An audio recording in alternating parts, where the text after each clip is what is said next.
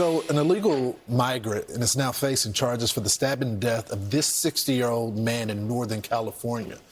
That brutal attack, all caught on camera, warning this video may be disturbing to some viewers. Officials say Todd Stewart was trying to stop a burglary before he was killed just steps from his home. The suspect now in custody with a bail top and $1 million. And officials say that the alleged killer was released from jail just one day before the murder, already facing charge for separate crimes. Our next guest, a friend of Todd Stewart and his wife Nadia, says California's justice system has failed and is calling for change. Victoria has been kind enough to join us now. Victoria, thank you so much for joining us. I'm so sorry this happened to your friend. He did not deserve this. I was looking at the suspect here and some of the crimes that he had already committed, and I think this is what you were hitting at. If you look back in 2007, that's when he came to the country illegally. But you get to April 29th, he's arrested for multiple burglaries.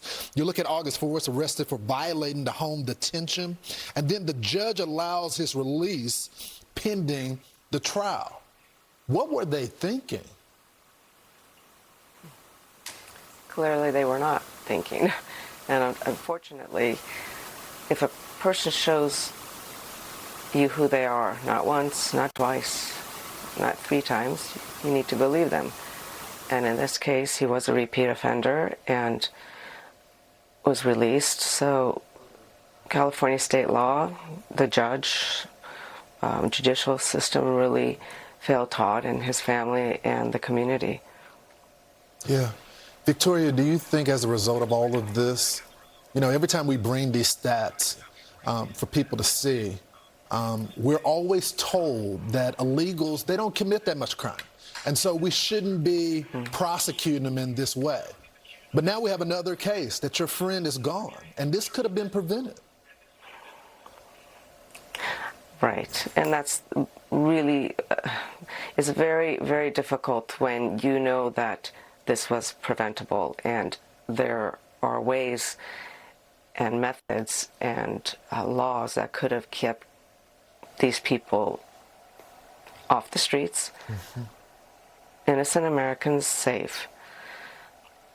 But that's just not the way it works right now, which is unfortunate.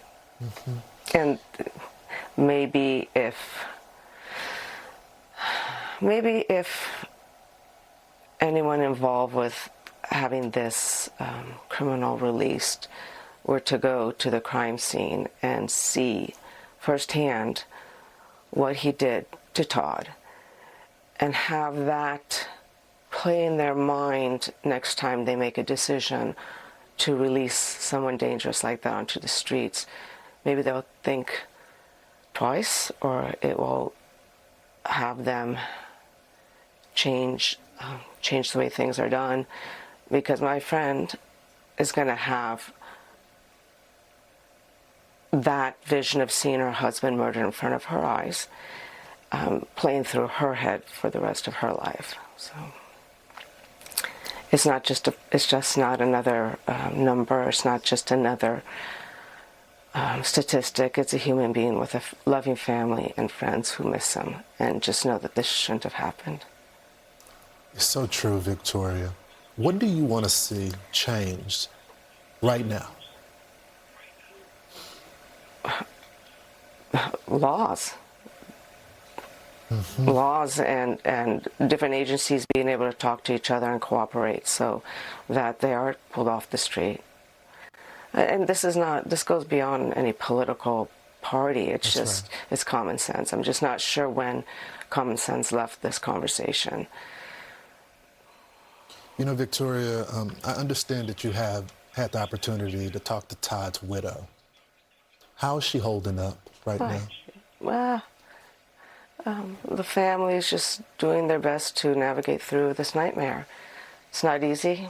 There's a lot of questions, and I know I can speak for a lot of Todd's friends and the family's friends. We're upset, we're angry, and they're doing the best they can. I think a testament to Todd and the families that a lot of the community and their friends are rallying around them, and that is a testament to what a great family they are, and what a great person Todd was. So you have neighbors, people from the Martinez community, people from Santa Rosa, from church, from their friends from years back that are really rallying against the family. So that's comforting, but it doesn't bring Todd back. No, it doesn't. Victoria, I'm sorry this happened to you. I've been to California quite a bit, talked with many people. You guys are loving people.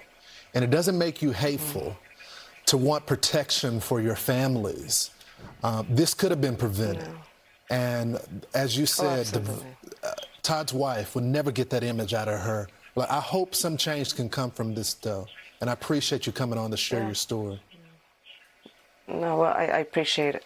I appreciate you also letting us talk about Todd and hoping that maybe things can change. But, you know, the buck stops at the top. So, you know, the governor needs to get involved and just make some changes and do it quickly.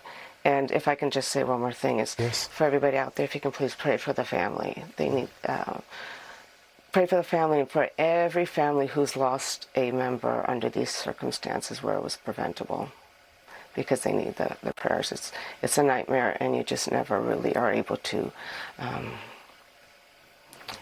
move forward. Victoria, we're praying, and we're praying for your family as well as you grieve through this. Thank you so much, ma'am. Thank you. And to donate to the Todd Stewart Memorial Fund, go to givesendgo.com/Todd-Stewart-Memorial-Fund. More Fox in Front, straight ahead. Be sure to like and subscribe for all the Fox News latest on YouTube, and catch full shows streaming now on Fox One.